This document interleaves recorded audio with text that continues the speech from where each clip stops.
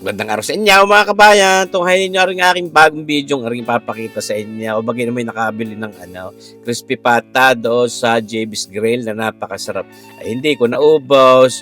Ay di para hindi naman masayang. Ay di ating ninitnit at ating ginetgayat at gagawin nating sisig. Naku, ay talaga namang huwag masasayangin ng mga pagkain. Pwede tayong mag-recycle kung tawagin. Ay tayo ngayon magsisisig ngayon. Pagkari na sisig natin. Ay naku, napakasarap na pulutan ulit. Tayo nagpapainit na niyang ating yan. Magic non-stick pa na yan. Nigyan natin ng karikit na mantika sa inyong napapanood mga kabayan. Talaga namang aring mga papagarne, sabi sa inyo, tayo ay mahilig magluto, ay di yan, tayo makakapag-recycle din ng mga pagkain. Huwag natin basta itatapon ng mga tira-tira. At ito, atin na pinirito na ng karikit yung mga tirang crispy patat, ginet-get natin, yan how ating titimplahan niyang na nor original seasoning na yan.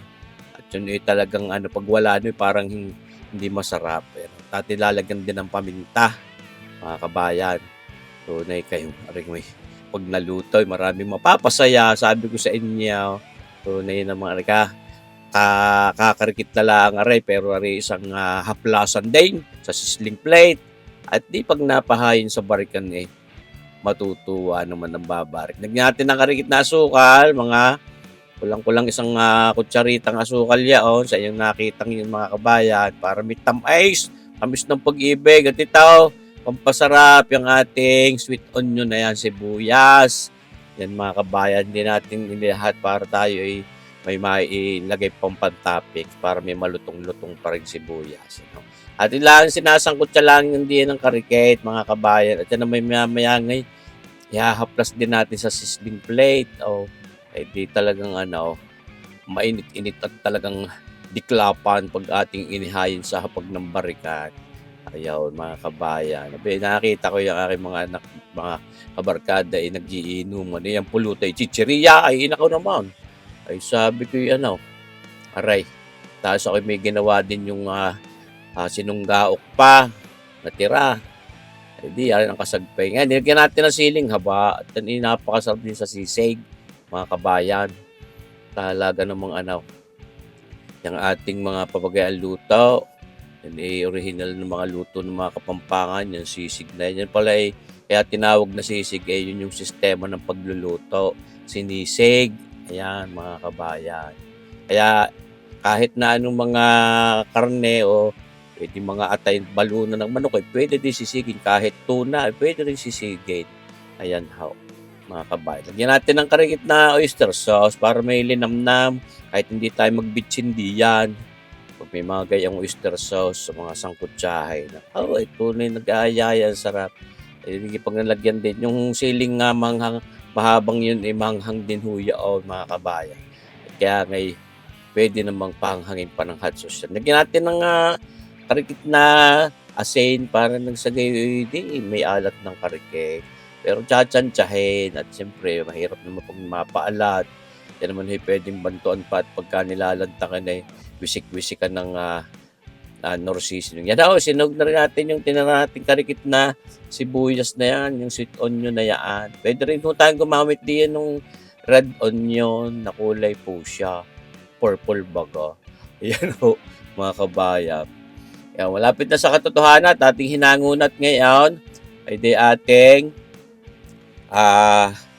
pinaiinit lang ulit ng karikit na papagayaan ang hindi magdidikit dun sa ating non-stick pa natin. Ito, papainit na tayo ng ating sizzling plate na yan. Bagong-bago rin aking ginamit na sizzling plate na rin bilawg na medyo may lukaw para hindi natatapon sa mga giler-giler. Yan may mga sizzling plate na oblong. Yan. Minsan mababaw yung minsan pag kinakahig mo natatapon. Lagyan natin na rin butter na red. Ito sinahog na. May natapon paray karikay. Kinaman naman na si kabayan sus marsi po. Sayang naman ito na may mga nalaglag dito sa giler-giler. Ayun kita niya baga. Doon sa salon ng ating stove na yan. Ayos lang. para sa demonyo, para sa ano daw yun, sa mga impact daw. Yan ho. Yung kita nyo bagayaan, tapos lalagyan natin ng isang eklog na papagayaan sa bandang gek nga. Ayun. Baga. Pag hindi naman natuwa din, yung lalantak. Pwede basagin yung itlog na yan at nang sagay ay may kalat natin, hindi hilaw na hilaw naman. Ayaw, kinakasaw-kasaw natin din sa mga iba-iba muna at ating hahaluin na sa ganun ay maganda ang luto ng ating sisig. Lalagyan din natin yun ng karikitna na mga isang pirasong kalamundeng. Pagka may gusto yung maasim, may pwede naman. Ako yung pag sa mga kaya sisig, ayaw ko na masyadong maasim. Kaya minsan nai-enjoy ko na lang din ang paglantak niyan sisig pagka hindi toong maasim. Kaya pagka kami magbabarik at ang mga kainuman kayo agad gusto pigaan ng kalamundeng. Ay sabi ko, teka muna, huwag muna maglalahatin. Titira ng dahil ayaw ko ng may kalamansi o kalamundi. Ating hinalo na at ready na yung mapa, sir. But may ilalagay pa rin ako diyan, pampalinam na at pampasarap at talagang swabe-swabe ang lasa. Yan nilagay na nakita dito, bagong-bago din Hindi pa nala dadastuhan ng ng sunog ang ating pinaka wooden na tray na yun. Ayos na, luto na sisig na yan.